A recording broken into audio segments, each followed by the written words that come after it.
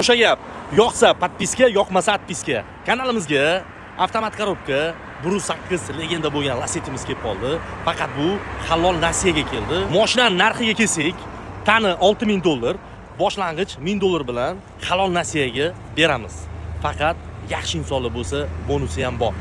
2010-yilda ishlab chiqarilgan avtomat korobka 1.8 Lacetti'miz kelib qoldi.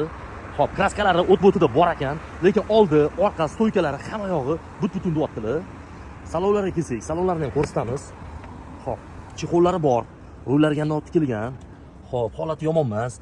Pechkalari bor, avtomat korobka maytfonlari bor ekan, konditsionerlari ham bor. Yurgani sal ko'proq ekan, lekin mashinaning yiliga nisbatan zo'r yurgan ekan. Rostlamchilarni.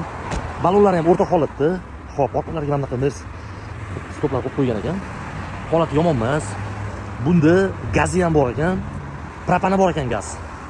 Zazorlari zo'r turibdi, motorlari, hadovoylari hamma yog'i yaxshi deyaptilar. Optikalari ham hammasi yaxshi ekan, lyuklar ishlab turibdi. Holati zo'r deyaptilar. Xo'p, ishi yo'q deyaptilar. Faqat $1000 boshlang'ich to'lov bilan chiqar ekan. Tani $6000 boya aytganimdek. Mashina yomon emas, holati zo'r ekan. Xo'p, kimga yana qanaqa ma'lumot kerak bo'lsa, telefon raqam qoldiramiz. Bemalol telefon qilib so'rab olsanglar bo'ladi. 24/7 ishlaymiz. Hammasi aloqada. Barakasini bersin.